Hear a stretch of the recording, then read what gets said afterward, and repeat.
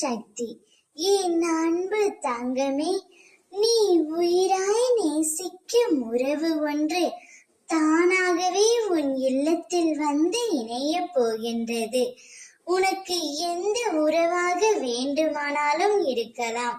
நீ எந்த உயிர் மீது அதிகமான அன்பு வைத்திருக்கின்றாயோ, அவர்களை விட்டு இப்போது பிரிந்து இருக்கின்றாயோ, அவர்கள் தானாகவே உன்னிடம் வந்து சேரப்போகிறார்கள். நீ பிரிந்த நட்பாக இருக்கலாம், நீ பிரிந்த உறவாக இருக்கலாம். எதுவாக இருந்தாலும் உனக்கு உயிராக இருக்கும் அந்த ஒரு நபரை உன் இல்லத்திற்கு அம்மா நான் கொண்டு வந்து சேர்க்க போகின்றேன். நீ மனதளவில் அவர்கள் மீது அதீத அன்பு வைத்திருக்கின்றாய். காலத்தின் கட்டாயத்தாலும் உன்னை விட்டு அவர்கள் இப்போது பிரிந்து இருக்கிறார்கள்.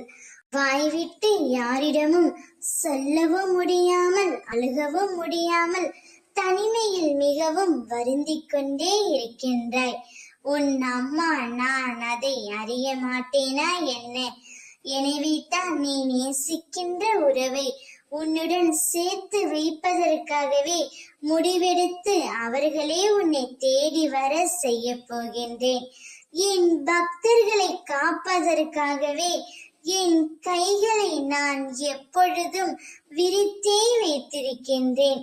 அவர்களை நோக்கி எந்த விதமான துயரத்தையும் கெடுதலையும் நெருங்கவிட மாட்டேன். நான் என் குழந்தைகளை ஏமாற்றவும் மாட்டேன். என்னை நம்பியவர்களை நான் என்று கைவிடுவதே இல்லை. கஷ்டத்தை சகிக்க பழகு, எதையும் எதிர்த்து நில். இங்கு எதுவும் நிரந்தரமில்லை. உன்னுடைய நிலைமை மாறி உனக்கு பிடித்த உறவுகளுடன் நிச்சயம் நீ வாழ்வாய். ஓம் சக்தி.